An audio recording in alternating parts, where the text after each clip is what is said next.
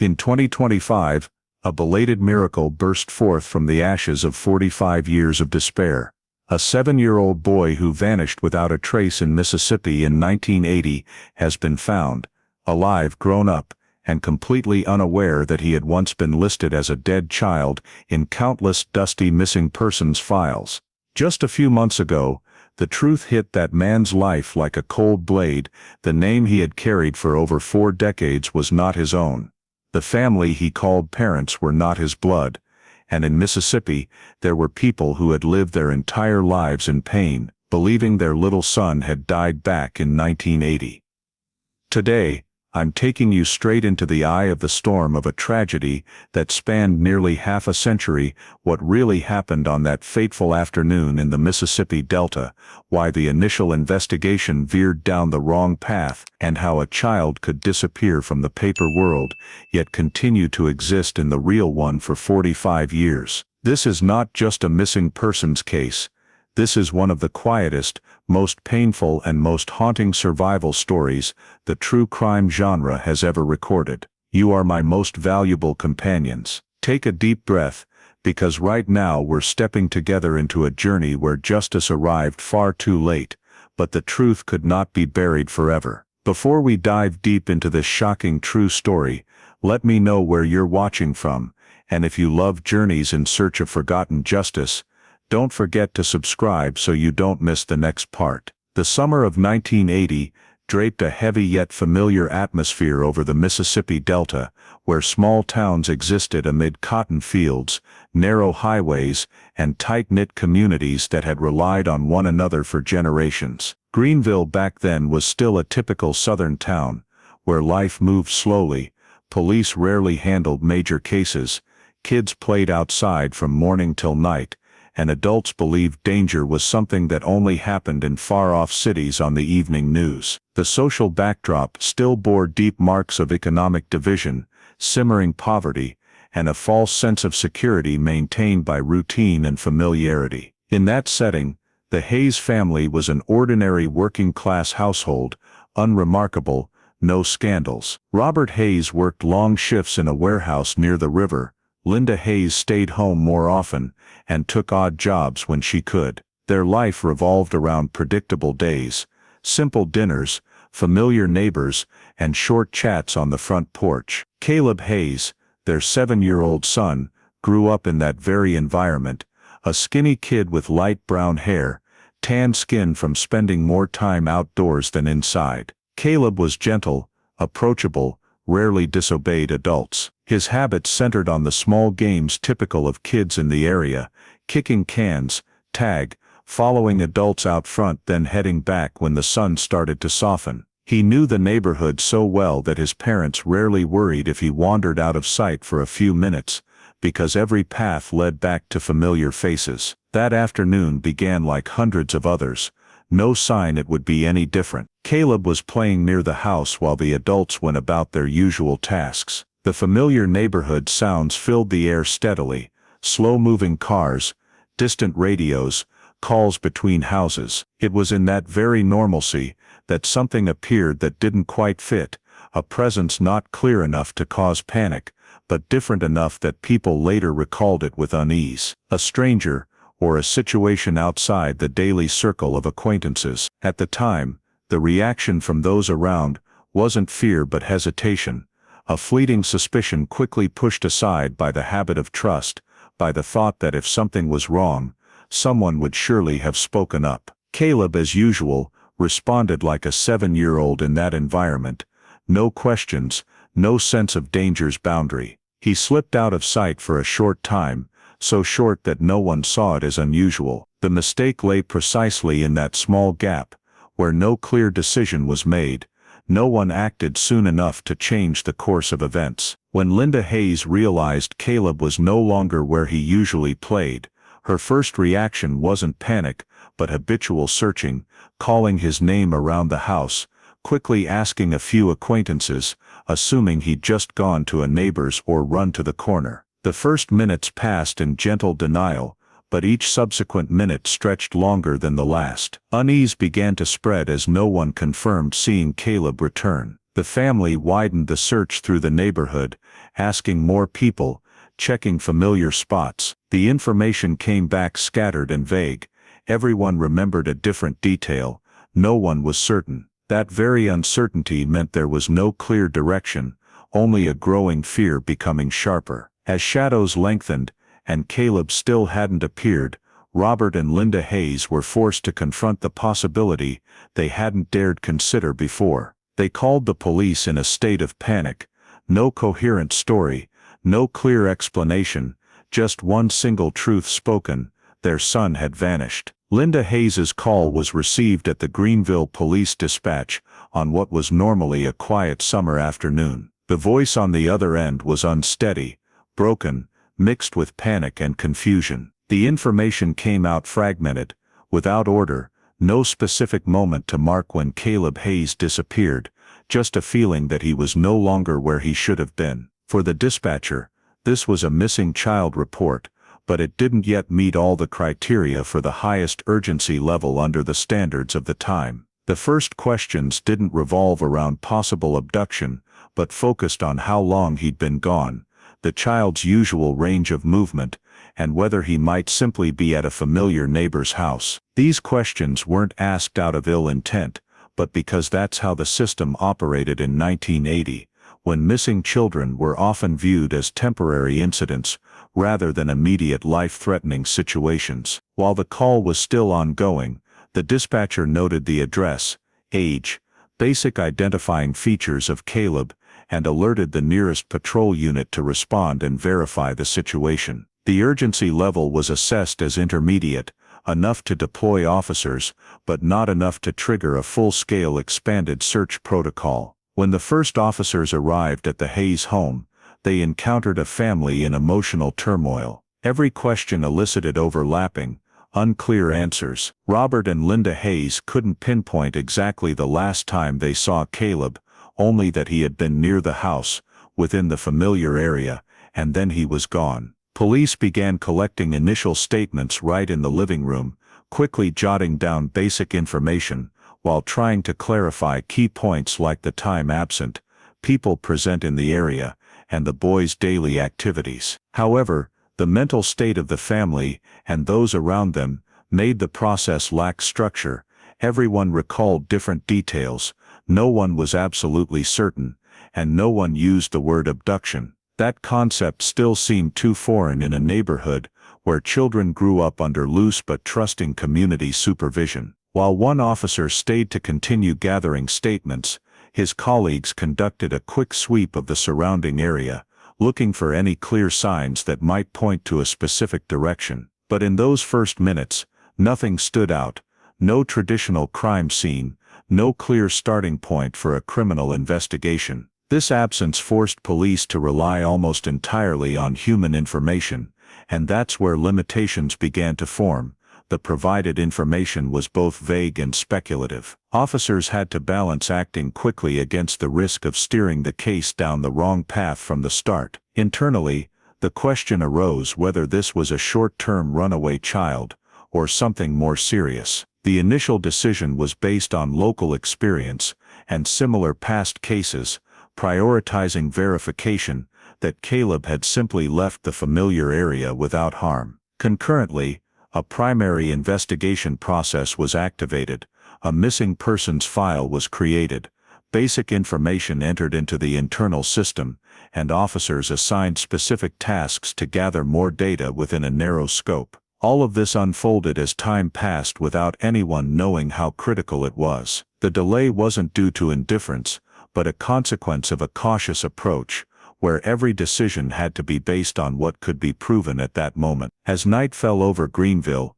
Caleb Hayes's disappearance was officially recorded as an event requiring investigation, but it still hadn't been placed in the highest urgency category. The first steps had been taken, forces deployed, statements collected, a primary investigation activated, even though no one in the Hayes home, nor any of the officers present, could know that the decisions and assessments made in those initial hours would shape the entire course ahead. Once the primary investigation was activated, The next step for Greenville police was to cordon off the scene based on the fragmented information just gathered from the family and neighbors. However, from the very beginning, the concept of a crime scene in Caleb Hayes' disappearance was not clear-cut like in typical criminal cases. No specific incident location, no distinct physical boundaries to tape off. Instead, it was an open residential area where the child was believed to have moved freely before vanishing. Officers had to define the scene broadly, encompassing the Hayes family home, front yard, backyard, the small road running through the neighborhood, and the areas Caleb frequently visited in daily life. This delineation was more speculative than based on actual traces, since nothing indicated exactly where the boy had slipped out of control. During the home inspection, police focused on looking for any signs of disturbance, break-in or struggle, but everything was in normal order, furniture undisturbed, doors and windows showed no signs of tampering, no items broken or unusually moved. This quickly ruled out the possibility that Caleb had been taken from inside the house by force, shifting the focus outward. In the front and backyards, police scanned the ground, fences, walkways for footprints, drag marks, or any indication of an unusual event, but the area was heavily trafficked daily. Traces overlapped, erased by routine activity, yielding no specific investigative value. Extending the check to the small road in front and neighborhood paths, the same pattern repeated: no signs of collision, no abandoned items, no witnesses confirming violence. The absence of physical evidence became the most prominent feature of the initial scene, placing police in a difficult position, because in criminal investigations, physical evidence is often the foundation for initial direction. Here, all that existed was the absence of a child. Officers had to document the scene negatively, recording what was not there: no signs of entry, no struggle, no accident, no items left behind. The concept of an empty scene gradually emerged in early reports, reflecting a disappearance without clear traces, directly impacting how the case was evaluated in subsequent hours. An empty scene could support multiple hypotheses, from a child briefly wandering off to more serious scenarios without evidence to prove them. During the process, police also faced the practical limitations of 1980: no modern trace collection technology, no surveillance cameras in residential areas, no digital tracking systems. All efforts relied on direct observation and officers' personal experience, making scene assessment more subjective than desired. Officers noted no signs Caleb had been injured or in an accident near the home, but also no proof he had left safely. This ambiguity forced caution in reporting, avoiding premature conclusions without strong data. Meanwhile, the Hayes family watched the inspection unfold in a state of hope, mixed with anxiety. Every time an officer bent to examine the ground, or closely inspected a corner, they hoped for a discovery, but each time it ended in silence. That prolonged silence highlighted the scene's unique nature: no starting point for a clear chain of events, no indication of how it happened, no piece large enough to form a complete picture. For police, Caleb Hayes' initial scene provided no direct clues, only more questions. The lack of physical signs forced reliance on indirect factors, statements, daily habits, area context to build the next investigative direction, while also considering the possibility that the incident occurred quickly, discreetly, and outside anyone's view. When the scene examination concluded that night, the initial report reflected a troubling reality: the scene offered no specific evidence to guide the investigation clearly, and that very emptiness, though not yet formally named, became the foundation for all the difficulties the investigation would face from the very first steps. The fact that the scene provided no specific physical traces forced the investigators to shift their entire focus to reconstructing the sequence of events leading to Caleb Hayes' disappearance, treating time as the only remaining key factor they could cling to. because in a disappearance that left no traces, the timeline was not just a tool for organizing information, but the sole logical framework for determining the plausibility of each scenario. The officers began by gathering all data related to the daily activities of the Hayes family and those around them, trying to establish memory anchor points that people could recall with relative accuracy, even while fully aware that memory under stress is often unstable and easily adjusted by subsequent events. The initial information recorded revolved around Caleb's familiar activities that afternoon, where he usually played, the people he usually met, the periods when he was seen in a normal state. These markers were not determined by clocks or documents, but relied entirely on the time perceptions of adults and children in the neighborhood, who were accustomed to a slow pace of life and rarely paid attention to exact times. Each statement was entered into a summary table, not to find an immediate answer but to compare overlaps and differences between memories. This process quickly revealed a troubling reality: no sequence of events was recalled in the same way. Each person provided a slightly different version of the same afternoon. Some remembered Caleb playing near the house while the sun was still harsh. Others were only certain that he was still around when the air began to cool, and some could not pinpoint it clearly because everything unfolded too similarly to previous days. Determining who saw Caleb last became a more complex task than expected, as no witness could claim with high certainty that they were the final person to interact with him. The investigators had to compile a list of individuals who might have seen Caleb in the period closest to when the family noticed his absence, then cross-reference their statements. This cross-referencing was not aimed at finding perfect alignment, but at identifying contradictions and logical gaps. Some statements placed Caleb in different locations within the same time frame, while others left entire periods completely blank with no one able to confirm. It was precisely these gaps that gradually emerged as blind spots in the timeline, areas with no data to rule out any possibility. These gaps were not long enough to immediately draw attention,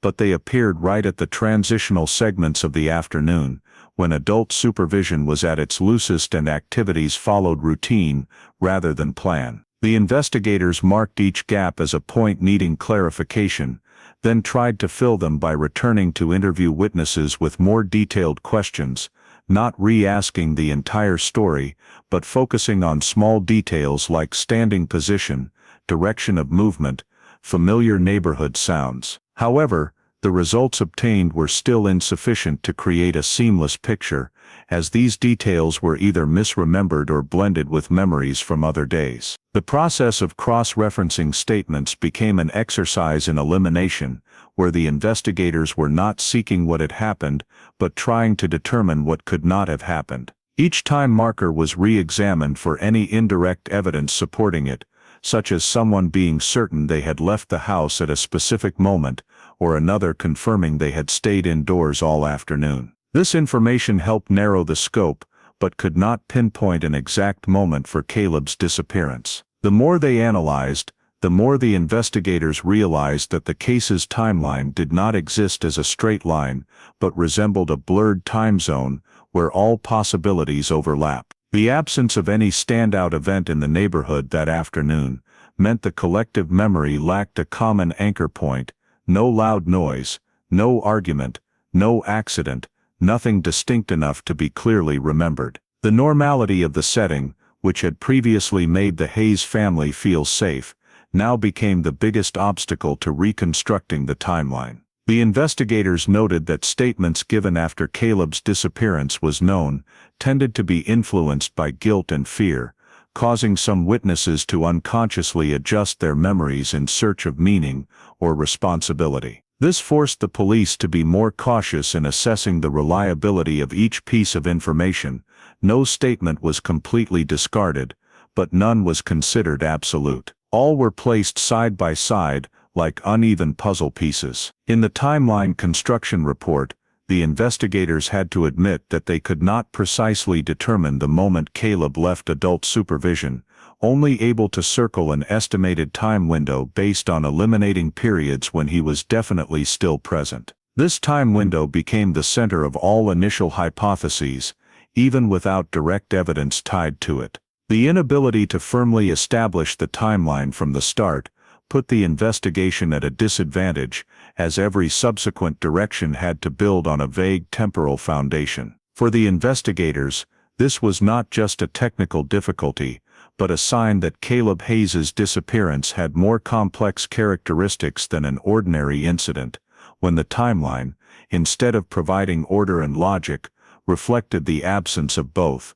and that very absence meant every next step in the investigation had to be taken with the utmost caution, as any assumption risked being built on an unstable foundation. The ambiguity of the timeline left the Greenville police no room to further delay expanding their response from paper-based investigation to field action, and the decision to organize an official search was made in a context lacking a clear direction. Instead of focusing on a specific point, the participating forces had to approach the case with broad coverage, based on the assumption that Caleb Hayes could have moved in any direction during the unverified time period. The officers coordinated with local rescue forces to plan searches by area, prioritizing places the boy was likely to access based on his daily habits and the surrounding terrain. At the same time, information about a missing child began spreading through the community, not through large-scale official channels, but via the tightly knit network of acquaintances in the small town. Neighbors, family friends, and people working nearby all voluntarily joined, each bringing their own assumption about where to look. Community mobilization happened quickly, but lacked tight coordination, reflecting the typical nature of searches in rural settings at that time, where strong mutual aid often preceded standardized procedures. The police had to both utilize this resource and try to maintain order and record information, preventing spontaneous activities from disturbing or erasing any potential traces. The initial search scope covered the residential area, where the Hayes family lived, then rapidly expanded to surrounding natural areas, drainage ditches, vacant lots, roadside trees and trails leading out of the neighborhood. The Mississippi Delta terrain, with its many low-lying areas, dense vegetation, and small canals, made sweeping difficult, especially with limited visibility and traces easily concealed by plant cover. The search teams had to divide areas into small sections, walking each segment, checking places a 7-year-old child might accidentally wander to or be led to. Tension increased with each passing hour without clear results, as every cleared area, with no discovery paradoxically narrowed hope. The more they searched without finding, the slimmer the chance that Caleb was still within close range. During the search, some of Caleb's personal items began to be discovered scattered in the area, familiar objects enough to confirm they belonged to him, but not enough to explain how they ended up there. Each such discovery immediately drew attention from both the search team and the family. Officers had to quickly cordon off the small surrounding area to record the position and condition of the item, assessing whether it had fallen during normal movement or showed signs of being intentionally placed. Evaluating the investigative value of these clues became a difficult puzzle, as in a child's everyday environment. Dropping belongings was not uncommon, but in the context of a disappearance, every small detail could carry major significance. The investigators had to consider multiple possibilities in parallel, whether the item marked the end point of Caleb's free movement, or was an unrelated trace, whether it appeared there before or after the disappearance moment, and more importantly, whether someone other than Caleb could have brought it to that location. These questions could not be answered immediately due to lack of data for comparison. The presence of the community in the search process, though well-intentioned, further complicated determining the sequence of events, as new footprints constantly overlapped old ones, and many people touched areas before police could record the initial state. The officers noted these limitations in reports, aware that the legal value of initial discoveries might be diminished, yet having no alternative given time and resource constraints. Sweeping natural areas continued to expand by radius, based on the assumption that if Caleb moved on his own, he could hardly go too far in such terrain, but each checked area brought no answer. Fatigue began to set in among the search teams, not just physical but mental, as each passing hour heightened the feeling they were searching an empty space with no traces to follow. For the Hayes family, each personal item discovery brought opposing emotions. On one hand, hope that Caleb had been there, and might not be too far. On the other, fear that those items might be the last remaining signs. Police had to balance allowing the family access to information while maintaining necessary distance for objective assessment. Within the investigation team, clues were continuously discussed. No clue was immediately discarded, but none was strong enough to direct the entire search. Their value was categorized as supportive, potentially helping narrow scope or bolster a hypothesis if other data emerged. By the end of the initial search phase, results did not match the scale of effort expended.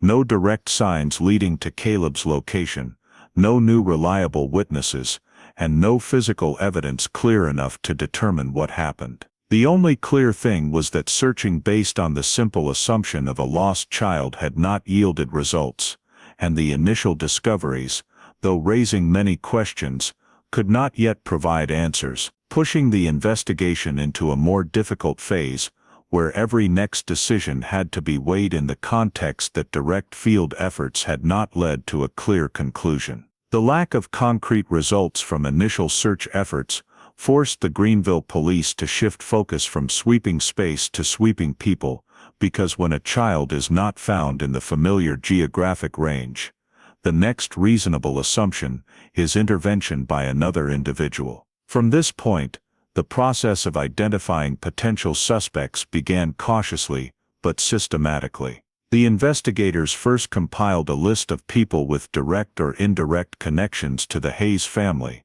those who frequently appeared in the area and could access Caleb without immediately raising suspicion. The list included relatives, neighbors, family friends, people working nearby, and even individuals seen in the neighborhood but not part of the known community. Each name was added not due to incriminating evidence, but for meeting one or more access criteria. Relationship analysis proceeded alongside basic background checks. Investigators examined how each individual related to Caleb, the frequency of contact, and whether their presence in the area that afternoon was reasonable. This process quickly showed that most on the list had normal relationships, no conflicts, no prior unusual behavior, reflecting the nature of a small community where people had known each other for years, but also increasing the difficulty of narrowing suspects, as no individual stood out clearly. Among potential suspects, a few drew more attention because they could have been near the area when Caleb disappeared, and were not in the family's immediate circle. Investigators focused on analyzing possible motives for these individuals, asking whether they had any reason to take a child away, from personal motives to opportunistic scenarios. However, motive analysis at this stage relied mostly on inference rather than facts, as there was no prior behavior, no threats, and no recorded conflicts. Any motive, if it existed, did not surface. Alongside motive analysis, police conducted alibi checks for each potential suspect. This step aimed more at elimination than confirmation. Individuals were asked about their whereabouts during the time frame when Caleb was believed to have disappeared. Many provided simple but hard-to-verify alibis, such as being at home, working alone, or moving in the area without specific witnesses. In the 1980 context, alibi verification faced many limitations due to lack of supporting tools, no digital data, no surveillance cameras, no electronic transaction records for cross-checking. Investigators had to rely on statements and consistency in responses. Alibis were considered reasonable if no clear contradictions existed, or if not refuted by other sources, leading to many potential suspects being removed from primary suspicion. Despite unverifiable gaps, during this process, police also faced pressure from the Hayes family and community, who wanted a clearer direction, a specific name to latch onto, but the investigation team knew that assigning suspicion too early to an individual without solid evidence could have serious consequences, not just for the suspected person, but for the entire investigation. As once a wrong path was set, other clues risked being overlooked. Initial hypotheses were formed based on combining witness statements, Caleb's daily habits, and environmental factors. One hypothesis suggested Caleb might have been led away briefly by someone familiar or semi-familiar, exploiting trust and the familiar setting. Another posited he might have voluntarily followed a stranger out of curiosity or persuasion with a harmless reason. Both hypotheses could neither be confirmed nor refuted at that time, due to lack of direct supporting evidence. Within the investigation team, hypotheses were discussed as possibilities to monitor, rather than conclusions. Investigators tried to maintain flexible thinking, avoiding locking the investigation into a single scenario. However, in reality, all hypotheses led to the same obstacle: the shortage of evidence, no witness confirming a specific action, no physical evidence directly linking an individual to Caleb's disappearance, and no statement strong enough to surpass reasonable doubt. As potential suspects were successively reviewed without breakthrough, investigators had to note that at this stage, no individual could be considered a formal suspect by legal standards. This did not mean completely ruling out third-party intervention, but reflected the reality that the investigation lacked a foundation to advance further in charging or prosecuting. The report for this phase showed a suspended state, with many possibilities raised but none sufficiently bolstered. The absence of evidence not only slowed progress, but created a dangerous void where speculation could easily replace analysis if not controlled. The Greenville police faced the difficult task of continuing the investigation, while acknowledging that available tools and data were insufficient to identify a perpetrator or clarify what happened to Caleb Hayes. And it was at this point that the investigation entered a fragile phase, where every subsequent decision had to balance pursuing faint leads against avoiding wasting resources on unprovable directions. The inability to identify a specific suspect and the absence of direct evidence following the phase of screening individuals caused the investigation to come under pressure to establish a more stable hypothetical framework, and in that context, the abduction hypothesis was gradually marginalized, not by an official decision, but by erosion from numerous small cumulative assessments. The investigators noted that there were no signs of forced entry, no ransom demand, no witnesses confirming an act of taking someone against their will. Elements typically considered indicators of abduction were completely absent, and as time passed without any new data emerging, this hypothesis began to be viewed as less likely compared to other scenarios. Within the investigative team, skepticism toward the possibility of abduction did not stem from denying the risk, but from an effort to rely on what could be proven. Reports gradually reflected the view that if an abduction had occurred, it had taken place in an extremely discreet manner, leaving no traces, a scenario that many considered unlikely given local conditions and the limited resources of a lone individual. This very assessment paved the way for shifting thinking toward the death hypothesis, not as a conclusion but as an alternative explanation that seemed more consistent with the reality that Caleb Hayes had not been found within the search perimeter, and there was no evidence he was being held somewhere. The death hypothesis was built on the possibility that he might have suffered an accident in an area not thoroughly searched or fallen into a dangerous situation in the complex, natural environment of the Mississippi Delta, where swamps, canals, and dense vegetation could conceal traces for a long time. This shift did not happen abruptly, but gradually permeated the way investigators framed questions and allocated resources. Subsequent searches, if any, focused more on areas considered high in natural risk, while lines of inquiry related to intentional human intervention were no longer prioritized as before, At the same time, the scope of the investigation began to narrow in an almost unavoidable way. Instead of maintaining a broad network of hypotheses, the investigative team was forced to concentrate on the possibilities deemed most probable based on the limited data available. This narrowing helped reduce resource pressure in the short term, but also carried the consequence that many potential leads were no longer pursued with the same level of seriousness. Some witness information already vague from the start was not rechecked or verified more deeply because it did not fit the dominant hypothetical direction. Small details once noted in initial reports were sidelined as irrelevant factors, even though in reality they had never been fully verified. This oversight did not stem from individual negligence, but from the way the system prioritized information in a context of data scarcity. Once a hypothesis began to take shape, all information was evaluated based on how well it fit that hypothesis, and anything that did not match was easily dismissed as noise. The investigators also faced psychological pressure in continuing to pursue a case with no clear progress. Accumulated fatigue led to a tendency to seek stability in understanding the case, and the death hypothesis, though heartbreaking, provided a form of logical order that the abduction hypothesis could not offer given the lack of evidence.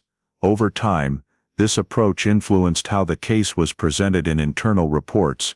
The language used gradually reflected the shift from describing a missing child to speaking of the likelihood of a serious incident having occurred. Even without official confirmation, the change in language brought about a change in perception, not only within the investigative team, but also in how the community and the Hayes family received information, as leads were no longer pursued evenly. Some investigative directions were closed informally, without a decisive decision, but also without continued effort. Leads related to individuals who had been in the area at the time Caleb disappeared were not explored further. Hypotheses about intentional intervention were set aside due to lack of new evidence. Meanwhile, any subsequent search efforts, if conducted, were more about maintenance than discovery. The bias in the investigation gradually became a process, rather than a specific moment, where each small decision contributed to pushing the investigation away from comprehensively considering all scenarios. The investigators noted that they were working within the limits of what could be proven, but those very limits shaped the case's trajectory in a way that was difficult to reverse. Overlooking leads did not always mean ignoring important information, but in this context it created gaps that later became very hard to fill. Because as time passed, witnesses forgot details, the environment changed, and opportunities for verification that once existed were gone. Reports from this phase reflected an investigation gradually losing its initial flexibility, shifting from an open state to a defensive one, where the goal was no longer to explore every possibility, but to manage a case with no progress. This bias was not immediately recognized as a problem, because it occurred within the framework of decisions that were reasonable at the time, but that short-term reasonableness created a narrow investigative trajectory where the death hypothesis gradually dominated and other possibilities were pushed to the margins, leaving a case that, though not yet concluded, had begun to take the shape of a pre-shaped story, with little room for unexpected developments or discoveries that contradicted the prevailing assumption. The investigative trajectory that had narrowed in the previous phase gradually led to a state that even those directly involved found hard to name, a stagnation that occurred not through a sudden decision, but through the slow exhaustion of all remaining approaches. When the main hypothesis produced no new results, and the leads once considered had either been ruled out or could no longer be further verified, the pace of the investigation slowed noticeably. Internal reports began repeating old conclusions without adding new data. Case review meetings became less frequent, not because the case was no longer important, but because there was no practical basis for continuing to expand resources, while other cases demanded more immediate attention. This stagnation accurately reflected the reality of a local investigative system with limited resources, where every hour of work had to be allocated based on the potential for progress, and in the case of Caleb Hayes, all direct efforts had failed to lead to a perceivable outcome. The investigators noted that no reliable new information had appeared over an extended period. Tip calls gradually decreased, and then nearly ceased. The community that had been active in the early search days returned to normal life, and the disappearance gradually moved away from the center of public attention. In that context, the case file began to be handled according to administrative procedures for cases with no progress. Updates were recorded more for maintenance than investigation, information was archived rather than analyzed, and actions were taken to ensure the file remained in the system, even though no longer actively worked. Shifting the file status to inactive was not an official declaration that the investigation had ended, but an acknowledgement that at that point, there was no basis for continuing active investigation.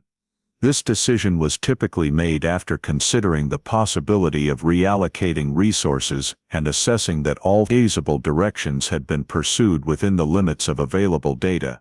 For the investigators who had been involved from the beginning, this was a psychologically difficult step because it marked the end of the active phase without providing answers, but systemically, it was a necessary step to ensure the case was properly archived and could be revisited in the future if new information emerged from that point on. All activities related to the Caleb Hayes case shifted to a reactive state, meaning they would only be reactivated if sufficiently credible new leads appeared. Meanwhile, the collected data was reorganized and stored in paper files, and the police department's storage systems, with notes reflecting the hypotheses considered and the directions ruled out. The prolonged silence that followed further reinforced the sense that the case had reached a dead end. No new witnesses, no additional physical evidence discoveries, and no developments forcing the investigative team to reconsider the assumptions that had formed. In internal documents, the language used gradually became neutral and detached from the initial urgency, reflecting the change in how the case was perceived, from a situation requiring immediate response to a file needing preservation for possible future review at an indeterminate time. Parallel to this process, the way the case was understood in public perception also gradually changed. As time passed without new information, the hypothesis that Caleb Hayes was no longer alive began to be accepted implicitly, not as a legal conclusion, but as a psychological reality that allowed those involved to continue living in the absence of answers. Having a victim presumed dead without a body, or official confirmation, is an ambiguous state, but it often emerges in long-term missing persons cases, where continued absence is interpreted as indirect evidence of the worst outcome. In reports and internal communications, references to Caleb gradually shifted from present to past tense, a subtle but profoundly meaningful change, reflecting that the case had moved from the space of potential rescue to the space of unexplained loss. For the Hayes family, this phase marked a painful transition, as official channels no longer brought new information, and all active search efforts from police had stopped. They had to face a prolonged void, where there were no clear answers, but also no specific hope to cling to. On the investigative systems side, classifying the case as a cold case did not mean it was completely forgotten, but rather that it was placed in a dormant state, where documents were retained, hypotheses recorded, and the possibility of reopening remained in theory, though no one could predict when or how that might happen. This transition closed a phase of the Caleb Hayes case, from emergency response to active investigation to stagnation and archiving. A sequence of developments reflecting not only the fate of a specific missing persons case, but also how investigative systems must operate within the constraints of time, resources and data. And in that cold case state, the case existed as an incomplete file, preserved with the slim hope that one day a new piece might appear to break the prolonged silence. While the Caleb Hayes case file was placed in dormant status in the Greenville Police Department's storage system, in another place far from the Mississippi Delta, both geographically and in memory, a child's life continued under a completely different identity, with no outward connection to the name that had once appeared in missing persons reports. That child grew up in a new environment where no one knew the Hayes family, no one mentioned Greenville, and there was no sign that a past under another name had ever existed. The new identity was used consistently in every context of daily life, from being called by name in the family to ordinary activities, and that very consistency ensured no one questioned its origin. The new living environment was not temporary, but established as a long-term place with its own rhythm of life, new relationships, and new rules that the child had to adapt to. All traces related to the past were severed, not through a dramatic act, but through the complete absence of information. No stories about place of birth, no relatives appearing from the previous life, and no objects or memories mentioned frequently enough to raise suspicion. This severance occurred at multiple levels, from not maintaining personal contacts, to leaving no administrative signs that could lead back to Mississippi. In the context of the early 1980s, when data management systems were fragmented, and mostly based on local paper records, a child living without a valid birth record, or with a re-established record, was not easily detected. Especially if no one actively checked or cross-referenced information across regions. The child's daily life proceeded in the most normal way possible under those circumstances, going to school, playing, growing up alongside other children, without ever knowing that the identity they carried did not reflect the full truth. The lack of administrative traceability was evident, not only in paperwork, but also in how life was arranged to avoid points of contact with the system. Procedures normally taken for granted for other children were either delayed or handled through informal channels, and in this new environment, those things did not draw attention because they were covered by surface normality. The child learned to adapt to the surrounding circumstances without a basis for comparison. Since there were no clear memories of a different life to prompt questions, memories of early years, if they existed, appeared only as fragmented pieces, not sharp enough to form a coherent story, and gradually, they dissolved into the flow of new experiences. Meanwhile, those around the child, from the current family to the community where the child lived, accepted the presence as a normal part of the environment. No one had reason to suspect because no contradictory information was presented. The lack of administrative traceability played a key role in maintaining this state, as there was no data to cross-reference, no central system to detect duplicates or deficiencies, and no alerts triggered when a child with a new identity entered different social spaces. Over time, the new identity became not just an outer shell but the foundation for how the child understood themselves.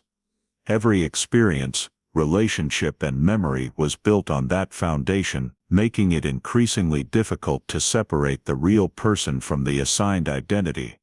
Shifting perspective from the cold file in storage to the concrete life of a child growing up reveals a parallel reality that exists in many long-term missing persons cases, where a name considered lost in the investigative system continues to exist in a different form, unrecognized, untraced, and unconnected to the past. Throughout that period, no external factor forced this new life to confront the hidden truth, because neither the system nor the social environment created pressure for verification. The prolonged silence from the investigative file and the normality in daily life combined to maintain complete separation between the two realities. One side a case seen as fallen into oblivion, the other a life continuing to develop without knowing it had once been the center of a desperate search. And this parallel existence, though unrecognized at the time, laid the foundation for profound questions about identity, memory, and how a person can live fully for decades without knowing they once bore a different name, belonged to a different family, and were a child that an entire town had believed no longer existed. The new identity that the child carried did not remain fixed in one location but moved with him across geographic boundaries, deepening the break with the past with each change of residence. These moves did not occur in a noisy or unusual way, but blended into the widespread flow of labor and family migration common in the southern and midwestern United States during the 1980s and 1990s. Each new location brought a different starting point, a different community, and a set of relationships completely unaware of the history behind it. The constant change of residence further obscured any possibility of tracing, because even if a small question arose in one place, it was quickly erased when the surrounding environment changed. During these interstate moves, the child did not carry a valid birth record that could be cross-checked against the national system, or if documents existed, they were established in a way that did not link to the original data, making verification nearly impossible under the fragmented management conditions of that era.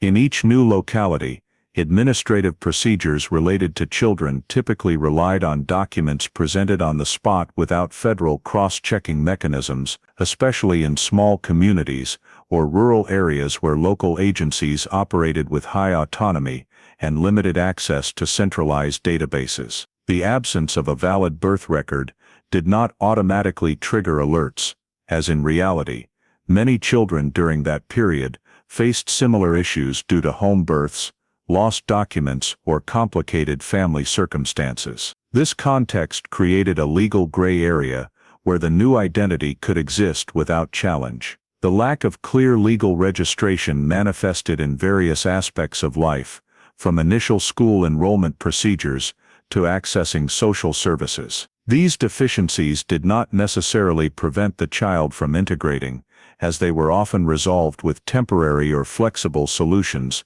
as long as no one actively asked deeper questions, and for most of the time, there was no reason to do so, because on the surface, life proceeded normally. The child grew up, studied, made friends, and participated in social activities like anyone else, while the administrative system, designed to manage the masses rather than hunt for individual cases without signs of violation, did not detect the underlying data gaps. Interstate moves further weakened the ability to connect information, as each state had its own methods of storing and managing records, and for many years, data sharing between states was not standard. This meant that even if a local agency noted an inconsistency, that information was unlikely to be cross-referenced with a missing person record in another state, especially without matching names or clear identifying features to bridge them. The lack of detection was not the result of a sophisticated conspiracy,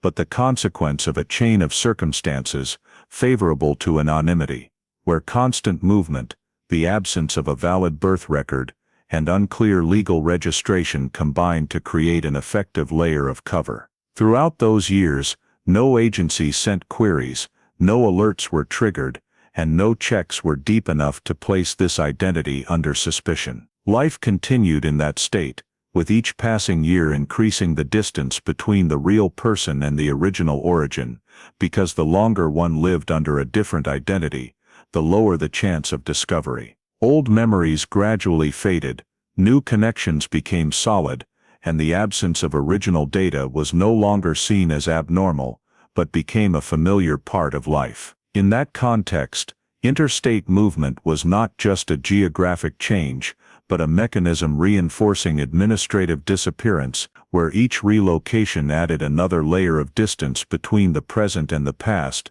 making tracing back increasingly difficult over time, and that very difficulty explains why, for many decades, no investigative or administrative system recognized that a child once recorded as missing in Mississippi was existing, maturing, and moving through multiple states under a different name, completely outside the view of the mechanisms designed to search for him. Long-term interstate movement under a different identity did not proceed entirely smoothly as it appeared on the surface, because over time, small cracks began to appear in what seemed like a seamless administrative shell. Identity anomalies existed scattered in everyday documents and procedures, but were not large enough to immediately provoke a system response. The child's personal documents, though accepted in daily life, were not always consistent in basic information, with minor differences in dates, places of birth,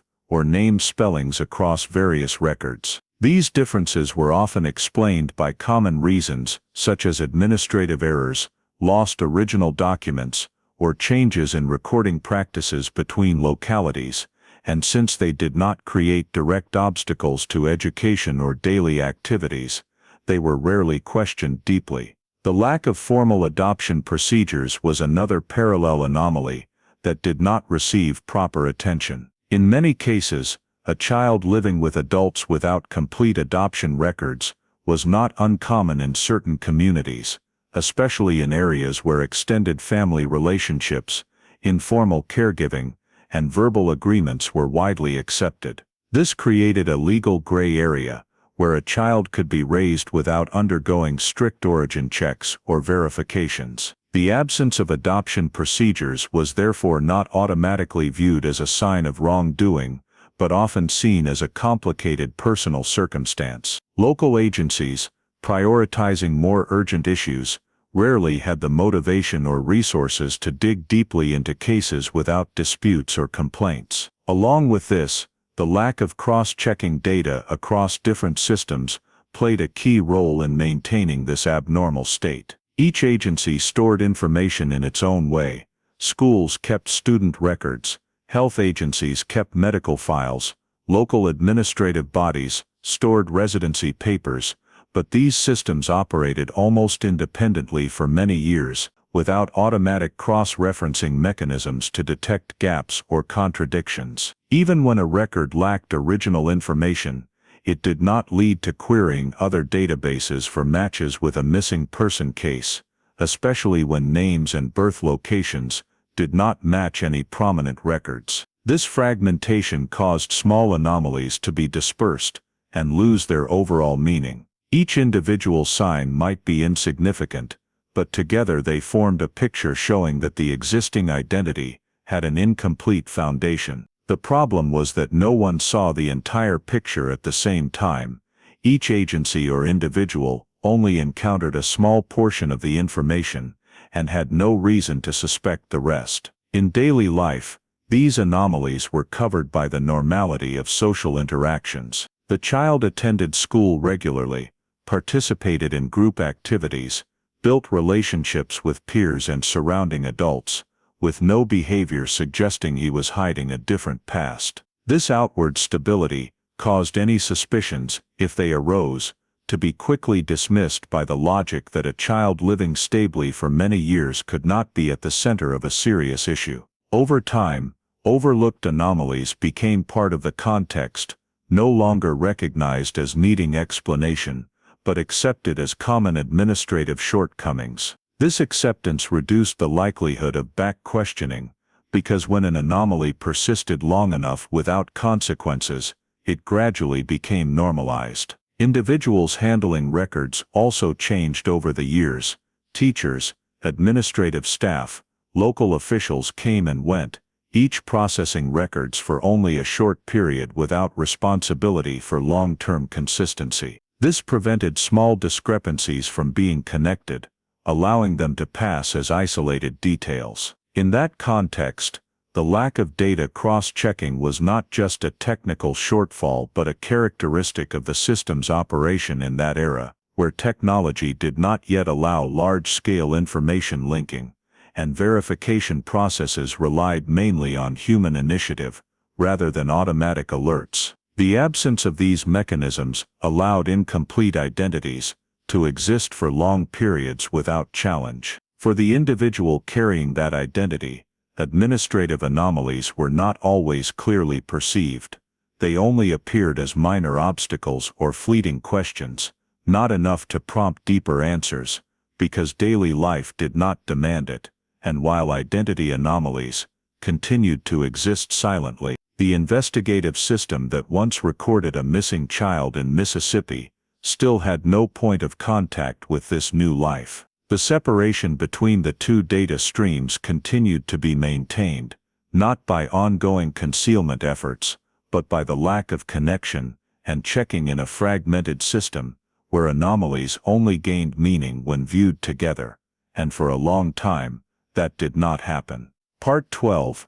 Maturing Under a False Identity, 1,200 words. The silent identity anomalies in administrative records did not create any direct impact on the child's maturation process, because in daily life, the identity he carried was used as an obvious fact and never challenged. The educational process followed the familiar trajectory of a child growing up in a normal environment: enrollment, grade progression, completion of basic education levels without significant obstacles, as the local education system mainly relied on information provided at initial registration. Gaps or inconsistencies in original records were not enough to prevent continued schooling, especially without legal disputes or demands for deeper verification. Throughout the school years, he was viewed like any other student, participating in group activities, building social relationships, absorbing the norms and values of the surrounding environment, with no moment in the classroom suggesting that his life had begun under a different name. Memories of early years, if any remained, existed only as vague feelings unattached to specific contexts, not clear enough to form doubts about identity. Upon entering the phase of work and more independent living, the false identity continued to serve as the foundation for all societal interactions. Initial jobs were sought and maintained, based on available information, without requiring detailed cross-checking against original birth records, especially in common labor fields, where verification was often formalistic. Daily life proceeded in the familiar rhythm of a young adult, renting housing, changing residences, expanding social networks, all built on the identity used for many years. This outward stability reinforced the belief that nothing abnormal needed questioning, and thus, there was no motivation to seek information about true origins. Not knowing the real identity was not the result of conscious denial, but the natural consequence of a life continuously built on a single story. When no opposing pieces were presented, people tend to accept the current story as the whole truth. Questions about birthplace, original family, or distant past, if they ever arose, were often dismissed as unimportant details in the context of current life, demanding attention to immediate issues. The lack of access to original records played a crucial role in maintaining this state, as there was no clear path for him to look up or verify information about early years. Existing documents were incomplete or kept out of reach, and in many cases, there was no legal or personal reason requiring them. The administrative system did not mandate retrieving original birth records for routine activities, making the absence of these documents not a clear obstacle. Over time, the false identity became not just an administrative label, but part of personal identity. How he understood himself, his place in society, and his life history were built around that name. All close relationships, from friends to partners, were tied to the current identity, creating a social network with no room for questions about a hidden past. Maturing in these circumstances also meant forming memories, experiences, and emotions unrelated to the prior life, widening the gap between the current person and the once missing child. The lack of awareness of true identity did not cause clear internal conflict, as there was no opposing information for comparison. Instead, life continued by inertia, with each decision based on what he believed was his foundation, without signs that he was standing on an incomplete story. In that context, lack of access to original records was not felt as a loss, but as a normal thing never questioned. This very normality allowed maturation to proceed without significant interruption, without moments of awakening or deep identity doubt, until external conditions, rather than internal curiosity, created a new context where questions about origins and past became unavoidable. But at this stage of the story, his life continued to be built and reinforced under the false identity, undisturbed by lost memories or unknown truth, reflecting the reality that people can live fully for many years, based on an incomplete story, without realizing the void beneath it. A stable life built under the current identity does not completely eliminate the vague feelings that have quietly persisted for many years, because even without clear memories of another life, fragmented pieces still appear out of order, images, sensations, or emotional reflexes that cannot be tied to any specific story in the known past. They are not clear enough to become complete memories, but also do not entirely disappear. Sometimes they surface in very ordinary moments: a familiar scent whose origin cannot be recalled, a sense of familiarity with a type of landscape never visited, or a strong emotional reaction to things that seem unrelated. These fragmented memories are not haunting, but enough to create a background noise in perception, making the sense of self occasionally feel incomplete. However, because there is no context to explain them, they are often set aside as ordinary psychological phenomena. Over time, questions about origins begin to emerge not as an identity crisis, but as a simmering curiosity, triggered by very everyday situations, conversations about family, place of birth, or personal history that others can recount seamlessly, while one's own story contains inexplicable gaps. These questions initially do not point to a specific hypothesis, but revolve around missing details: why some basic information is never mentioned, why old documents do not exist or are incomplete, why the answers received are always general and lack specifics. However, this curiosity quickly hits limits, as there are no readily available verification tools to pursue the questions fully.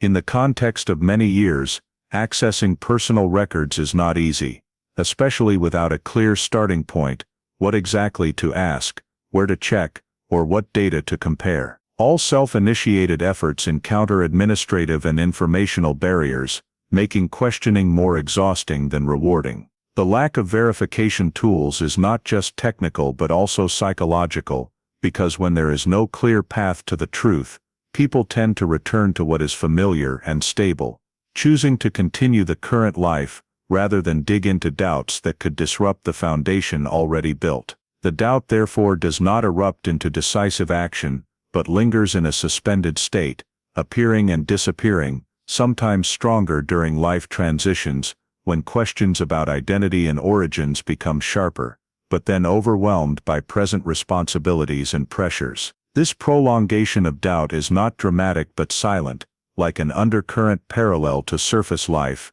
not strong enough to break the current trajectory, but enough to create a feeling that something remains unresolved. In many cases, the doubt is explained by other reasonable factors: complicated family circumstances, lost documents during moves, or stories not told simply because they were unimportant. These explanations help maintain psychological balance, allowing life to continue without directly confronting the possibility that the foundation of the self may not be as believed. The absence of concrete evidence makes alternative assumptions too far-fetched to pursue, and thus personal doubt exists as an open state, without a clear beginning or end. It is not widely shared with others, as there is no solid basis to explain it, and voicing unanswered questions could lead to unwanted reactions or unnecessary speculation. Instead, the doubt is kept as a private part of inner life, only occasionally surfacing in quiet moments when nothing else demands full attention. The prolongation of this state over many years shows how people can live with gaps in their life story, especially when those gaps do not directly conflict with reality. No specific event forces confrontation with the truth, no new information strong enough to break the balance, and no external pressure requiring clarification. In that context, personal doubt becomes part of the adult experience, not as an urgent question, but as a background feeling, always present but rarely prioritized. And the prolonged unresolved existence of this doubt reflects a profound paradox: that people can live for decades with an incomplete story about themselves, accepting the deficiency as normal, until an external factor appears strong enough to force the postponed questions to be faced seriously. At this point, the doubt still exists only as an unnamed feeling, quietly accompanying everyday life. The state of personal doubt persisting for many years remained a background feeling, until an action seemingly without intent to search the past inadvertently opened a completely new direction. The initial genealogy DNA test did not stem from a desire to verify identity or resolve lingering questions about origins, but from common reasons in modern society, where such tests are promoted as tools to explore family history, genetic health, or simply curiosity about ancestry. The sampling process was routine, with no special expectations tied to the results, as in the participant's mind, the test would likely only provide general information, not specific enough to impact self-perception. However, when the results came back, the data did not stop at familiar statistics, but showed partial matches with individuals not in the known circle of relations. The match level was not enough to determine a clear direct relationship, but high enough to rule out pure coincidence. This very incompleteness made the results noteworthy, as it both opened the possibility of an unknown blood connection and provided insufficient information for immediate explanation. Among the accompanying data, one detail stood out related to geography. The matches were linked to Mississippi, a place name that did not appear in the known life story, and was not tied to any prior memory or family information. This detail created the first collision between scientific data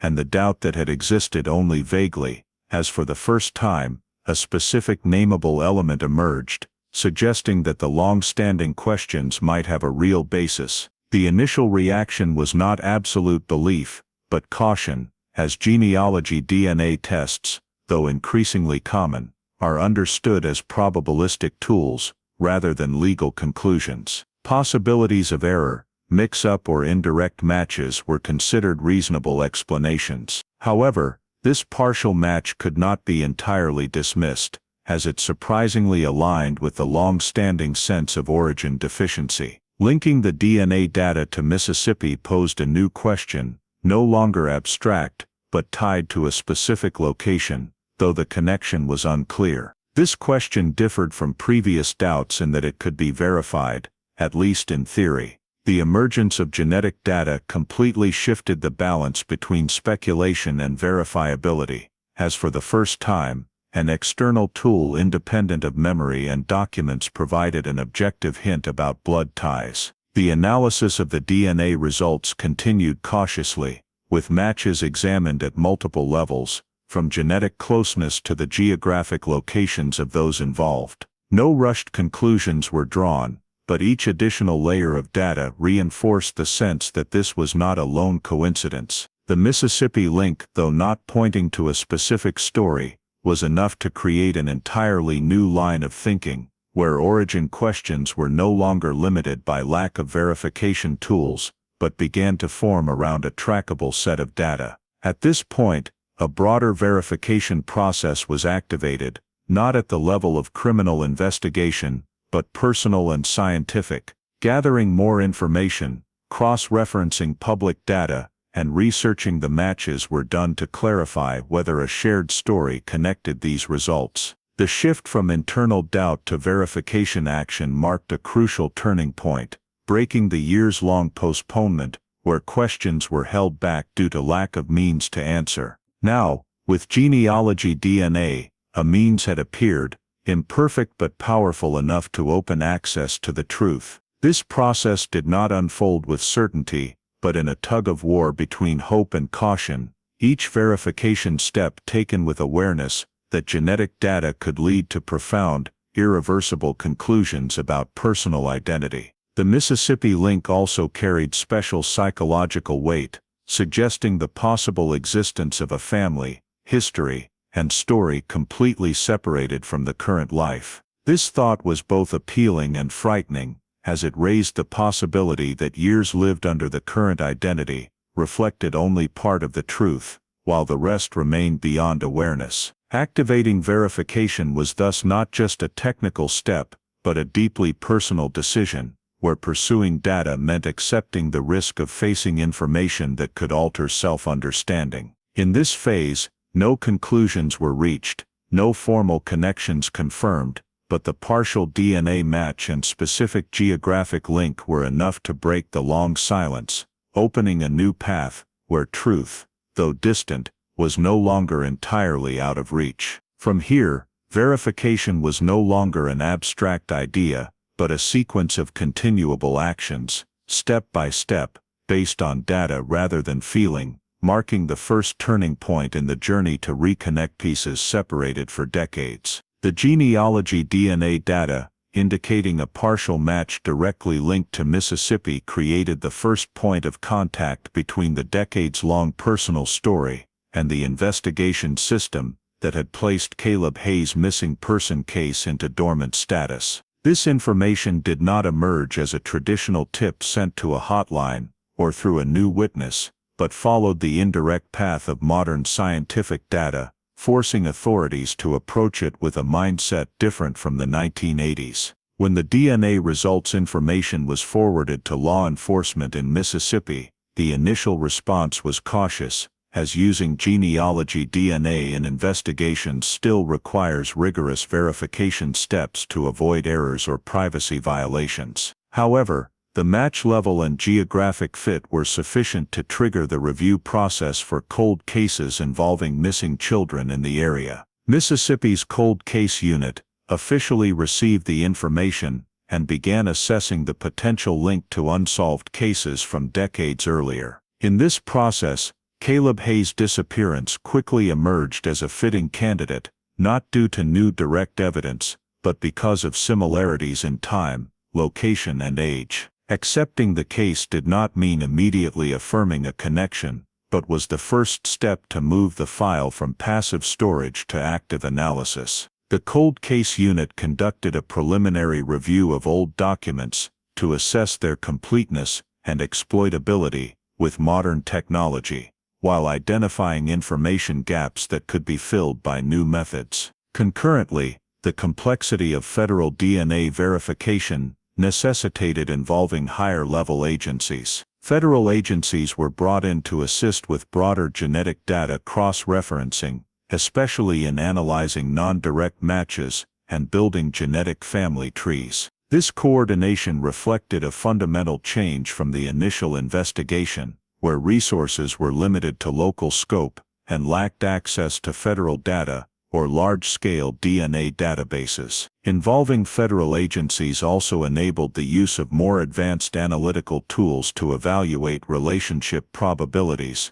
rule out random matches, and determine the most effective verification direction. As technical steps were deployed, the 1980 case file was officially reopened, not merely retrieved from storage, but through a process of information restructuring. Old reports, initial statements, crime scene diagrams, timelines, and previously considered hypotheses were digitized and entered into new analysis systems. Reopening the file allowed investigators to revisit the entire matter from a different perspective, unbound by assumptions formed in the prior era's constraints. Decisions once deemed reasonable in 1980 were re-examined in light of new data, not to assign blame, but to understand how initial deviations might have affected the case's trajectory. The Cold Case Unit focused on identifying key points the previous investigation could not clarify, especially details related to time, location, and individuals who had appeared within Caleb's access range. The biggest difference in this phase was the open approach, where investigators did not start from a fixed hypothesis, but from the question of whether current DNA data could match any past scenario. Determining the new investigative direction thus relied not on recreating old hypotheses, but on connecting genetic data to a specific missing person file, a process requiring patience and high accuracy. Investigators built a new working framework with DNA data at the center and old documents in support, providing context and ruling out incompatible possibilities. The new direction focused on verifying the biological identity of the individual currently living under a different identity, cross-referencing age, characteristics, and life journey, with remaining information in Caleb Hayes' file, while assessing the likelihood of scenarios previously dismissed or not fully considered. The case reopening did not occur in the urgent atmosphere of a fresh disappearance, but in a state of high concentration, where every step had to be data verified, as errors at this stage could lead to serious legal and personal consequences. The cold case unit had to balance pursuing truth with protecting the privacy of involved parties, especially without official conclusions. This process also required close coordination across government levels, from local to federal, to ensure all verification steps complied with current laws. Determining the new investigative direction was thus not just a strategic decision, but a comprehensive transformation in how the case was viewed, from a file considered closed to an open possibility after decades, marking Caleb Hayes' return to the center of an official investigation, no longer based on speculation or assumption, but on scientific data and the connective power of modern technology. The new investigative direction established from reopening the file immediately placed the cold case unit before a central task, comparing all the old data from the Caleb Hayes disappearance case with the newly collected data from the identity currently existing in the present, viewing this as the key step to shift from possibility to confirmation. This process did not unfold in a linear manner, but as a continuous layering of information from multiple different sources. It began with digitizing and systematizing the 1980 file to bring it into the same analytical space as modern data. The initial reports, witness statements, descriptions of identifying features, estimated age, height, and childhood health conditions of Caleb were all extracted and standardized to create a comparable dataset. In parallel, records of the individual living under a different identity were collected to the maximum extent permitted by law, including educational, medical, residency, and key administrative milestones. The goal was not to seek an immediate perfect match, but to identify similarities and differences that could be explained over time. Comparing the old and new records revealed some noteworthy initial matches. The biological age corresponded to the time frame of Caleb Hayes' disappearance. The childhood appearance descriptions in the old file did not contradict the earliest photos and medical data of the current identity. Though not sufficient for a conclusion, it was enough to rule out complete mismatch. The next step focused on medical comparison, a field that often leaves consistent traces over time. Investigators examined medical treatment records, vaccinations, physiological characteristics, and congenital or childhood health markers recorded in the two different periods. Some minor details, seemingly unimportant in ordinary medical contexts, became valuable comparison points because they are difficult to systematically alter or fake over long periods. These data were not considered in isolation, but placed in relation to relocation contexts and living conditions to assess the plausibility of a child missing in Mississippi appearing with initial medical records in another state during the corresponding time frame. The education field was also brought into the comparison process. Enrollment records, school transfers, and notes on academic progress were analyzed to determine if there were any gaps reflecting unclear transition periods. The sudden appearance of a new student with incomplete records in another location was examined in connection with the disappearance timeline, not as direct evidence, but as a factor reinforcing the plausibility of the scenario under consideration. This comparison process required high patience, as each record was created in different contexts and standards. Investigators had to distinguish between differences caused by administrative systems and those of substantive significance. Another important part of the work was verifying the chain of relocations, since the individual's changes of residence across multiple states could serve both as a concealing factor and a key to connecting data. Residency locations were listed in chronological order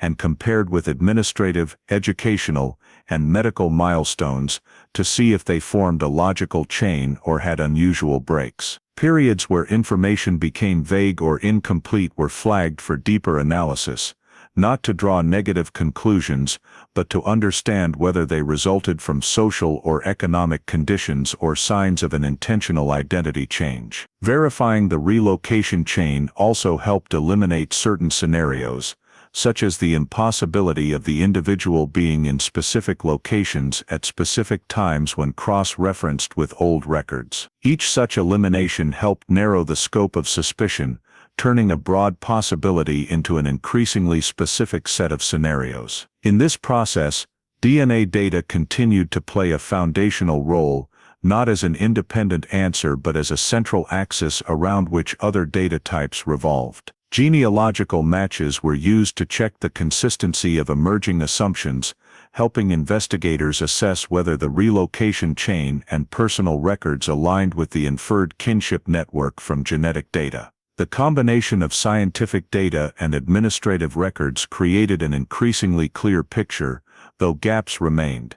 These gaps began to narrow and focus on specific points rather than being scattered as before. Narrowing the suspicion did not occur through a single conclusion, but through gradually eliminating incompatible possibilities. Each hypothesis was analyzed and discarded if it failed to satisfy the entire data chain. By the end of the comparison phase, the number of viable scenarios decreased significantly, and among them, one emerged as the best fit with the overall data, not because it was perfect, but because it had the fewest contradictions with what had been verified. Investigators noted that although a final confirmation could not yet be made, the convergence of data had surpassed the initial speculation threshold, shifting to a state requiring deeper legal and personal verification. What was crucial at this stage was how the old data, once considered insufficient to resolve the case, now found new meaning when placed alongside modern data. Details overlooked or unusable in 1980 became important pieces in the overall picture. The data comparison process was thus not merely a technical step, but a redefinition of information's value, showing that in long-standing cases, data does not lose meaning over time, but only awaits the right context to be reconnected. And it was this reconnection that brought the investigation closer than ever to determining whether the identity under review was truly linked to the name Caleb Hayes, though at this point, all conclusions still needed to be framed with caution, as the boundary between high probability and legal truth remained one important step ahead. The increasingly high convergence of comparison data forced the cold case unit to shift from the probability analysis phase to the decisive confirmation step, where every inference needed to be verified by complete DNA results and corresponding legal procedures. This process began with collecting direct DNA samples under standard protocols, ensuring chain of custody and sample integrity to eliminate any possibility of error or future disputes. The analysis results no longer stopped at indirect genealogical matches, but provided a full genetic profile, allowing determination of biological relationship with reliability exceeding the legal threshold. Genetic markers were compared with appropriate reference data from records related to Mississippi, and the match reached an extremely high probability level, sufficient to rule out confusion with any other individual. This complete DNA result served as the final anchor, connecting all previous pieces from timeline, location, medical and educational records to the relocation chain, into a consistent conclusion. As soon as the scientific data reached the necessary certainty, the legal confirmation process was activated, because no matter how convincing a genetic conclusion, it needed to be placed within the legal framework to become an officially recognized truth. Relevant authorities conducted a review of birth records, identification documents, and related files, cross-referencing with DNA results to establish legal identity. This process required coordination across multiple government levels to ensure the confirmation was not only scientifically accurate, but also administratively valid. Procedures were carried out cautiously to avoid unwanted legal consequences, especially given that the current identity had existed legally for a long time. Identity confirmation did not aim to negate the entire life that had unfolded, but to clarify the biological truth and the personal history that had been interrupted. Once legal steps were completed, the victim was officially identified as Caleb Hayes, the child who disappeared in Mississippi in 1980. This identification was no longer a hypothesis or possibility, but a recognized reality, documented in the system with full scientific and legal basis. For the investigative team, this moment marked the transition from a decades-long case in ambiguity to one with a clear answer regarding identity. All related documents were updated to reflect this conclusion.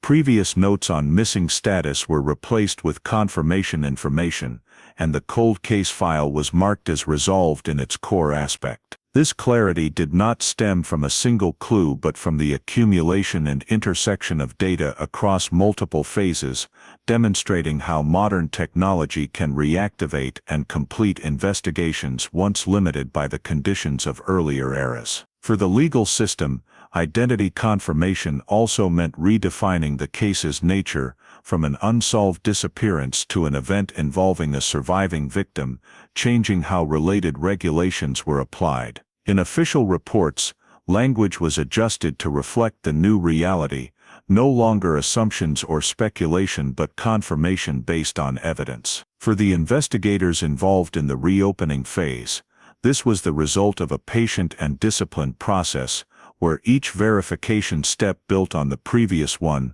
avoiding hasty conclusions despite significant public pressure and expectations. Resolving the case on identity did not mean all other questions were answered, but it addressed the central issue that had persisted for decades, the fate of Caleb Hayes. This confirmation also allowed the investigative system to close an important chapter with confidence that the conclusion could not be overturned by new data, as it had met all scientific and legal reliability criteria. Throughout the final procedures, caution was maintained to ensure identity recognition did not cause unnecessary harm to involved parties, especially since the current identity was tied to a complete life built over many years. Administrative decisions were designed to both acknowledge biological truth and respect the existing social reality. From a systemic perspective, the case was resolved not just by finding the victim, but by proving that forgotten past data could regain meaning when properly connected. The complete DNA result acted as the final key, but it was the combination of science, administrative records, and investigative analysis that created the solid confirmation. When information was updated and the conclusion recorded, the Caleb Hayes case left the uncertainty that had lasted over 4 decades, entering a new phase where the core truth had been established, laying the foundation for subsequent handling within legal and personal life frameworks. Though at this point, the focus remained on affirming identity and recognizing that a child once presumed lost had truly been found, not in the physical space of a traditional search, but in genetic data and records reconnected after years of separation. The confirmation of Caleb Hayes' identity at scientific and legal levels placed the investigative team before a new responsibility, no less complex, transferring this conclusion from files to people, from data to individuals who had lived with loss and emptiness for decades. The process of notifying the results could not be carried out in a purely administrative manner, but required thorough preparation. As the information conveyed, carried the potential to disrupt long-established psychological states. Investigators and psychological support experts coordinated to develop an approach suitable for each involved party, starting with the Hayes family, who had gone through various stages of hope, despair, and acceptance over more than 40 years. Notifying the results was considered in terms of timing, context, and who would directly deliver it, to minimize the risk of shock or reactivating unresolved trauma. Information was not conveyed through indirect channels or media, but through direct contact, where questions could be answered immediately and emotional reactions supported in real time. In preparing for contact, investigators reviewed the entire history of prior communications with the Hayes family, assessing how they had responded to past updates to anticipate potential difficulties, while preparing necessary documents to clearly explain DNA results, confirmation procedures, and their implications to avoid misunderstandings or unrealistic expectations. Psychological impact assessment was prioritized, not only for the Hayes family, but also for the individual just confirmed as Caleb, as confronting the truth about biological identity could create deep internal conflicts, especially when the current life had been stably built over many years. Psychological experts involved in this process did not aim to direct emotions but to ensure all parties had a safe space to receive information at their own pace. In internal discussions, the investigative team considered various possible reactions from skepticism and confusion to joy mixed with pain, and prepared appropriate support scenarios for each situation. Arranging meetings between parties was not viewed as an obvious next step,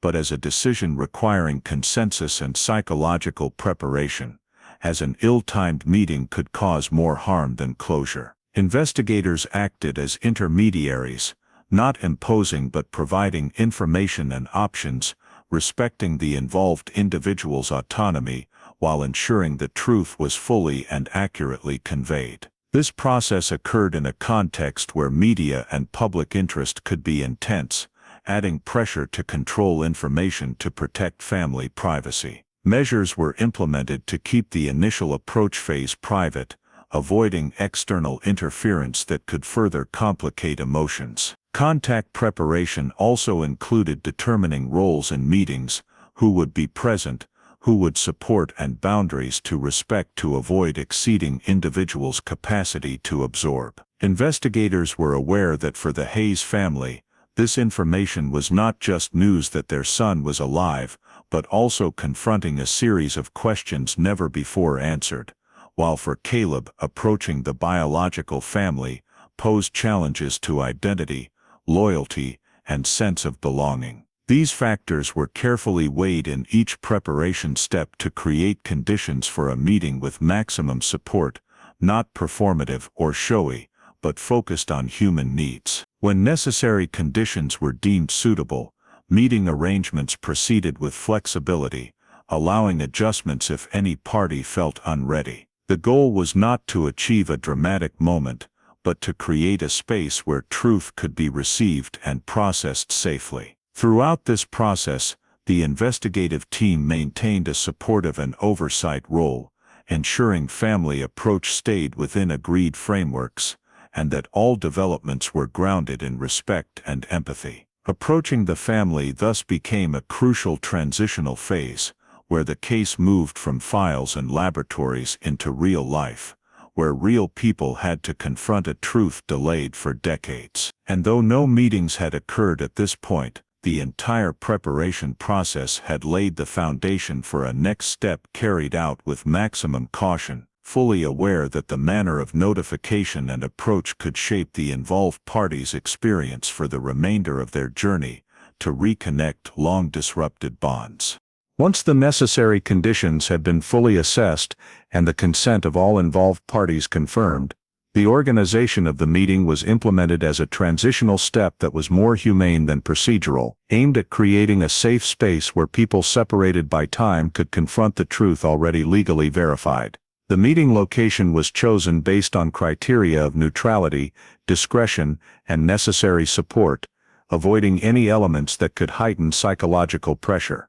The investigative team played a background coordination role, ensuring the sequence unfolded as planned, but without interfering in personal interactions, because at this point, the focus was no longer on the investigation but on the people. The meeting was not structured as a dramatic moment, but as a process, where the parties had the right to approach each other at their own pace. Family relationship confirmation did not occur through declarations or formal rituals, since the legal conclusion had already been completed beforehand, but was expressed through the simultaneous presence of the individuals in the same space, where biological truth and shared history became the foundation for mutual recognition. Investigators and psychological support experts observed to assess initial reactions, not to record emotional details, but to ensure no signs of psychological overload requiring immediate intervention. because a reunion after more than 40 years could not be handled as a single event,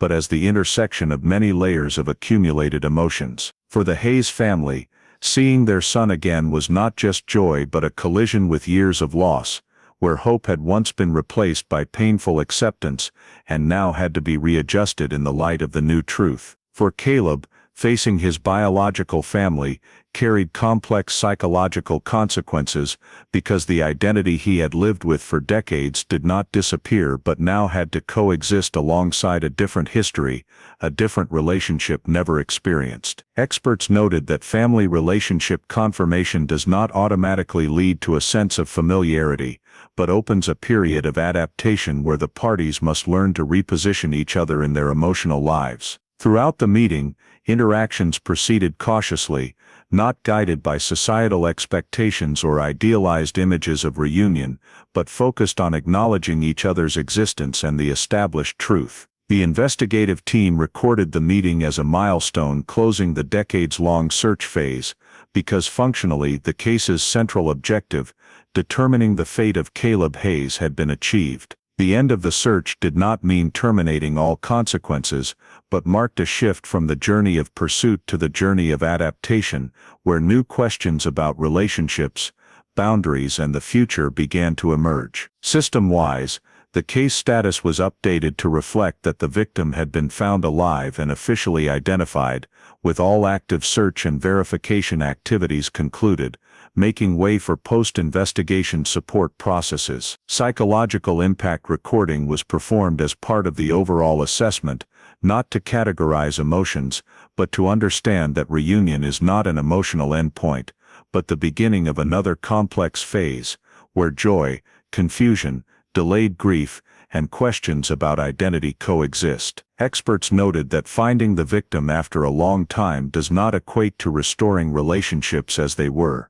because time had created separate lives with irreversible experiences. Reunion was thus understood as mutual recognition in the present, not a return to the past. In that context, the investigative team maintained appropriate distance, withdrawing from the central role to allow the parties to shape how they wished to continue the relationship, if at all, while ensuring support resources remained available if needed. The end of the search was not publicly announced at this time, to protect privacy and allow the reunion process to unfold without external pressure. In internal reports, the meeting was recorded as an event confirming that the case had achieved its most basic objective, but also with the awareness that its impact would continue to ripple through the personal lives of those involved. The reunion after decades was thus not seen as a complete or closed moment, but as an intersection where the formal investigative journey ended and the personal journey began, where the truth had been clarified,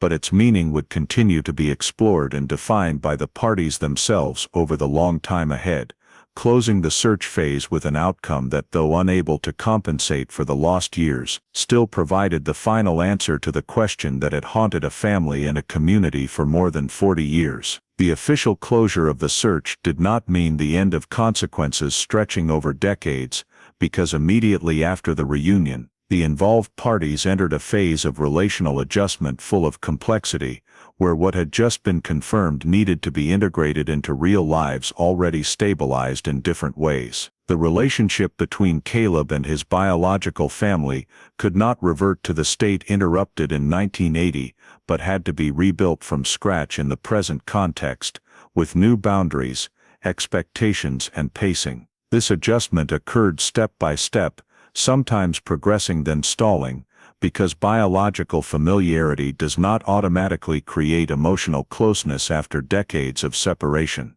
The parties had to learn to approach each other not as recovered memories, but as mature adults trying to understand each other's place in current lives. Parallel to the internal adjustment process was unavoidable media pressure, because a cold case resolved after more than 40 years carried significant news value, attracting public and national media attention. Despite authorities' efforts to protect privacy, external attention still created considerable pressure, forcing the parties to carefully consider public appearances, information sharing, and limits on what was said. This pressure came not only from reporters, but also from public opinion, where simplified expectations of a happy ending often failed to reflect the complexity of the real experience. In that context, identity adaptation became a central challenge for Caleb, because being confirmed as a formerly missing person did not erase the identity lived and built over decades,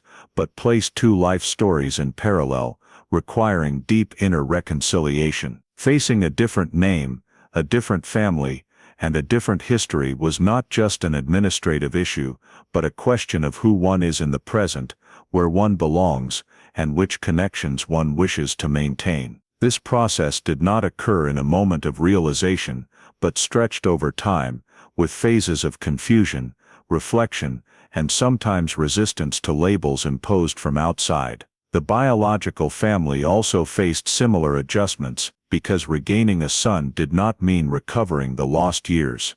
They had to learn to accept that the new relationship could not fulfill expectations formed during long waiting, and that respecting Caleb's boundaries was essential to avoid recreating trauma. Long-term difficulties appeared at multiple levels, from differences in lifestyle, values, and experiences to unforeseen emotional reactions when painful memories were triggered. Psychological experts observed that the post-reunion phase is often the least noticed but most support-demanding, because it has no clear endpoint, and society lacks prepared templates for facing it. In daily life, the parties had to confront small but meaningful decisions: frequency of contact, degree of sharing, and how to name the relationship, each decision potentially affecting feelings of safety and autonomy. Unmanaged media pressure could exacerbate these difficulties when personal stories were interpreted or simplified to fit public needs,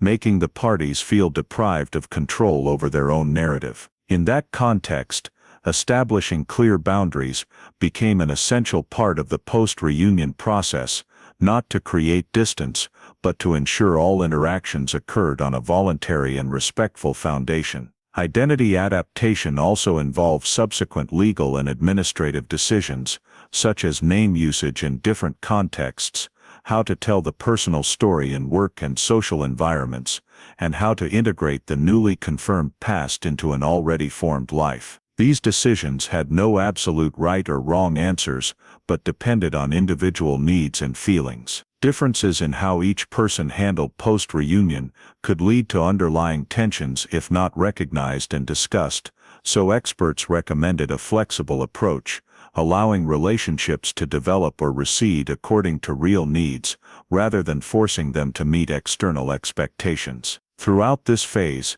long-term difficulties arose not only from within the family, but also from living with the awareness that life had once been diverted by decisions and circumstances beyond control. Accepting that required time and ongoing support, not resolvable by a single reunion or investigative conclusion. Post-reunion thus became a separate journey, where the truth had been confirmed, but its meaning was still being explored by the parties themselves, and where success was not measured by immediate harmony, but by the ability to maintain respect, safety, and autonomy for all involved in the long term, reflecting the reality that finding the victim after decades is an important milestone, but living with that truth is the longest and most effort-demanding challenge. After Caleb Hayes' identity was confirmed, and the official search closed, the investigative system had to confront an unavoidable reality: the boundary between clarifying the truth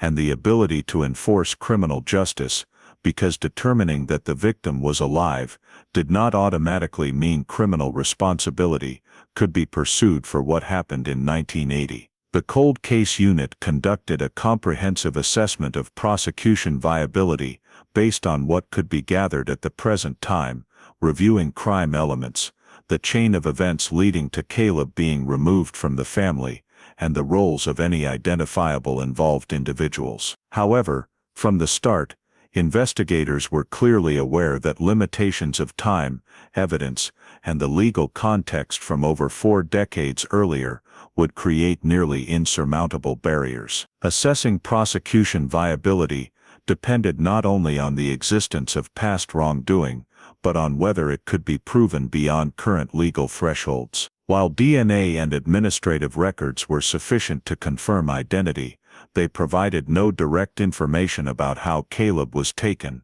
who was responsible, or whether the act fully met the elements of specific criminal charges under the law at the time. Suspect status thus remained a gray area, because potentially involved individuals, if they existed within the initial investigation scope, were now either deceased or could not be definitively identified due to lack of direct evidence. Investigators re-examined names from old files, cross-referencing with new data for any clarifiable links, but most leads had been eroded by time, witnesses gone, memories faded, and any physical evidence, if it ever existed, no longer collectible or testable. In that context, identifying a specific suspect to a prosecutable level became extremely difficult. Even in a hypothetical scenario, where an individual could be identified as having participated in removing Caleb from the family, the legal system still faced statute of limitations issues because many crimes related to abduction, detention, or document forgery in 1980 were subject to limitation periods designed to ensure procedural fairness, but which in long-drawn cases like this created a hard barrier preventing court proceedings, despite the clarified truth. Prosecutors evaluating the file had to consider not only proof of crime, but procedural hurdle overcomability, concluding overall that while morally there might be a desire for accountability, legally the possibility was very low or non-existent. Justice thus appeared incomplete, where part of the truth was confirmed, but the rest could not be handled by traditional criminal tools. For the Hayes family, this could bring mixed feelings: relief at knowing their son was alive, yet disappointment over no clear explanation or accountability for the lost years. For Caleb, the absence of prosecution meant no formal legal framework to name what happened to him in childhood, creating a void where personal experience was not fully reflected in legal language. The investigative team noted that these investigative limits were not due to lack of effort in the current phase, but accumulated consequences of initial limitations, investigative misdirections, and the objective reality of passing time. In summary reports, investigators emphasized that the legal system is designed to operate most effectively within certain time frames, and when a case exceeds them, the ability to achieve full criminal justice significantly decreases. This did not negate the value of clarifying the truth, but raised profound questions about how society defines justice in decades-long cases. Incomplete justice here was not total failure, because the most important partial goal, determining the victim's fate, had been achieved, but neither was it perfect closure, because unresolved responsibilities and irreparable losses remained. Investigators and prosecutors agreed that acknowledging these limits was necessary to avoid unrealistic expectations for involved parties and the public, while emphasizing that not every case can end with a court verdict. In that context, recording investigative limits became an honest part of the story, reflecting the complexity of seeking justice in the real world, where time, memory, and law do not always align, and where clarifying the truth is sometimes the highest achievable outcome, even without formal punishment. This part of the case thus closed with the acknowledgement that the system had reached the farthest point possible, not due to lack of will but insurmountable structural barriers, leaving a sense of incompleteness, but also a foundation for deeper reflection on how cold cases are handled, evaluated, and remembered in modern legal and social contexts. Acknowledging investigative limits in the previous phase set the stage for a more comprehensive view of the Caleb Hayes case, shifting focus from what could not be achieved to the factors that allowed the core truth to be clarified. After more than 4 decades, with genetic genealogy DNA emerging as the decisive factor, not just a supporting tool, but the key to breaking the long deadlock. Genetic genealogy provided an entirely new approach to old missing persons cases, overcoming limitations of testimony, memory, and physical evidence easily eroded over time. In this case, genetic data did not work in isolation but maximized effectiveness when connected to administrative records, medical data, and movement history, demonstrating the power of interdisciplinary approaches in modern investigation. Genetic genealogy's role thus lay not only in identity confirmation, but in reactivating a dormant investigative system, forcing authorities to re-examine old assumptions under new technology's light, yielding important lessons about the openness of cold case files. A case's past lack of progress does not mean it cannot be solved in the future, when technological and methodological contexts change. Systemic lessons from this case manifested at multiple levels. First, the importance of systematic record preservation and storage, because the complete existence of 1980 documents allowed their reuse and reinterpretation decades later. If lost or mishandled, connecting modern data to the past would have been impossible. Second, lessons in investigative thinking flexibility, because initial misdirections and once reasonable assumptions inadvertently narrowed scope, highlighting the need to maintain parallel scenarios in missing children cases. Third, awareness of legal system limits in handling prolonged cases, where truth can be clarified but criminal justice not always achieved, requiring society to adopt a more mature view of case closure, not measured solely by verdicts, but by clarification degree and support for involved parties. The Caleb Hayes case's significance for other cold cases lies in illustrating a viable path for seemingly forgotten files, especially child abductions before centralized databases and modern surveillance technology, showing that even without physical evidence or living witnesses, genetic data and linkage analysis can open identity determination opportunities, providing answers for families and communities, while raising ethical and legal questions about privacy, consent, and personal data use in investigations, emphasizing that technological advances need accompanying protective frameworks to avoid unintended consequences. System-wise, this case encourages law enforcement to invest in rescreening cold case files through new lenses,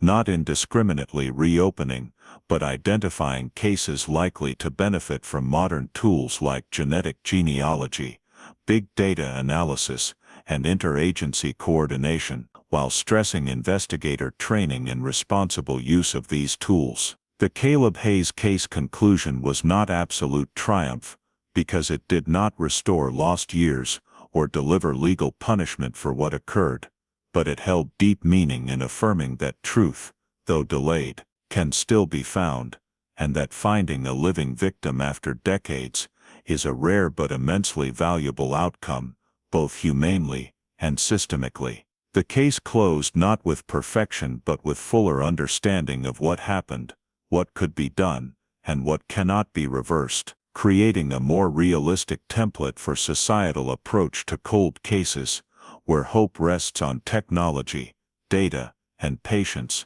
but also accepts that justice sometimes reaches only truth clarification, not punishment. Overall, the Caleb Hayes case became evidence of intersection between past and present, between one era's limitations and another's capabilities, leaving a clear message that unresolved files should not be considered dead, but awaiting the right moment, tool, and approach for revisit. Closing the story, not in silence, but with a confirmed truth that, though late, still powerfully alters understanding for all involved about a once unsolvable disappearance. The Caleb Hayes story reminds Americans today that safety is sometimes just a community habit, not real protection. In 1980 Greenville, Mississippi, the Hayes family trusted the everyone knows everyone feeling, letting Caleb play near home, and just minutes out of sight led to tragedy. The detail of a stranger appearing with a reasonable excuse, and adults' hesitant response, is a specific lesson for the present. When facing unusual situations involving children, prioritize clear action over politeness or fear of bothering. Ask direct questions, Note descriptions, license plates, direction of movement, and immediately report to adults' authorities. The initial investigation phase also shows why the first hours matter. An empty scene does not mean safe. It can mean the incident happened quickly and discreetly. In America today, families can use modern tools to reduce gaps, teach children rules against following strangers, even if they claim to know parents, establish a family safe word, keep recent photos and identifying features, updated scars, teeth, allergies, and maintain emergency contact lists. The genetic genealogy turning point in the story reminds that data can save lives, but only when used responsibly. If families participate in DNA genealogy programs, understand privacy rights, consider sharing with investigators in cases, and keep medical, educational, residency records organized for matching. The most memorable thing from Caleb is truth can arrive late, but early preparation and response can help it arrive on time. If you believe every cold case deserves to be remembered, and every missing child deserves to be found, please subscribe to the channel so we can continue telling stories like Caleb Hayes together. Thank you for watching to the end. See you in the next video with another case, where truth, though late, can still change everything.